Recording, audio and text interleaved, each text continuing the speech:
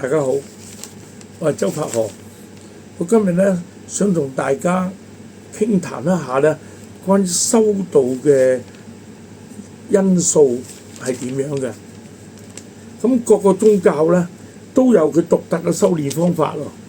咁啊都係高度秘密，而且如果達到某個程度咧，係都唔輕易會相傳嘅。不過不管你邊一種嘅修道啊，都離唔開四大因素。呢四大因素係咩咧？就係財、法、侶同埋地。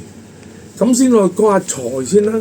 財咧係經濟嘅支柱，喺現代社會上面係必需品嚟㗎。佛家藉着供養、奉獻、祈福咁就去得到支持，去佢嘅每個寺嘅開支啦。但係道教形式就唔係咁嘅。道教係唔接受你供養，我哋會利用我哋嘅能力、祭祀能力，去幫你驅邪啊、算命啊、問卜啊等等嘅咧，去賺取一啲微薄嘅收入，以支持我哋道教人嘅修練嘅。咁當然啦，呢個唔包括有啲有問題嘅人啦，用道教去欺騙人啦。譬如120萬幫你醫癌症啊，醫唔醫得好一陣，當然醫唔到啦。咁有啲又話係幫你做咩法事啊，又話點，又話做咗咩債，還咗咩債之後咧，你又會運氣好啊。咁呢啲全部咧，我就認為係冇必要嘅。咁好啦，第二個問題咧，我講就係法啦。法即係法術，亦都係法門咁解。咁每個修道者咧都認為自己係正統嘅喎，但係有啲咧就喺講到大肆宣傳啊，但係嗰啲都係假嘅，大家必須要小心，用你嘅智慧去衡量一下啦。以我體驗咧，我哋只要入咗一個教，遵從祖師爺對我哋嘅訓示，誠心去做咧，嗰個先師咧係會俾法你，亦都不辜負你嘅苦心嘅。我認為咧，學習道教神功咧，應該一心一意，就唔應該話拜好多嘅法門喎。中國內地有啲師傅咧，個壇擺8個壇都得嘅喎，8個神牌喎。你認為咧，越多壇越多神嚟幫你，其實唔係㗎。喺菜根譚裏都有個説話講啦，佢話務專精，即係做嘢要專同埋精嘅。咁所以咧，我認為大家咧應該選擇一個法門，精心喺啲法門上修練。除非你覺得呢個法門係對你冇幫助，你放棄佢，你可以再做第二個。呢個我哋唔會反對。但同時拜咁多神，拜得神多就得咩？呢個絕對唔係正確嘅，而且你嘅先師亦都對你有意見嘅喎，所以大家一定要留意呢個問題喎。好啦，咁第三個係侶啊，侶係咩咧？係伴侶，伴侶即係話師弟咁解。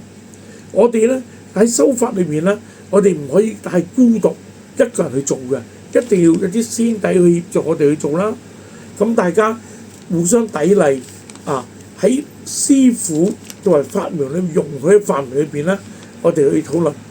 咁但係咧有樣嘢咧，我哋要注意嘅喎，我哋唔可以將法術咧所學到嘅功夫咧同人交換嘅喎。呢種咧就係違規，仲係我哋稱為叫做失漏，係一種重罪嚟嘅。但係互相將經驗嚟交流啊，大家了解一下我哋有乜缺失咧，呢個係我絕對贊成嘅。咁最重要一點咧就係地啦，財法侶嘅地咧係最重要嘅。我哋冇大嘅公館，所以我哋冇辦法咧，好似有啲所謂正統嘅道家咧着晒道袍跳來跳去，用呢種情況咧去吸引呢個善信嚟去拜神。呢個我哋唔要㗎。我哋六壬門咧係遊民教，我哋一向咧都係雲遊四海，到處濟世嘅教嚟㗎。咁我哋做修練咧，我哋只需要一個好清靜嘅地方，唔受干擾嘅地方就可以㗎啦。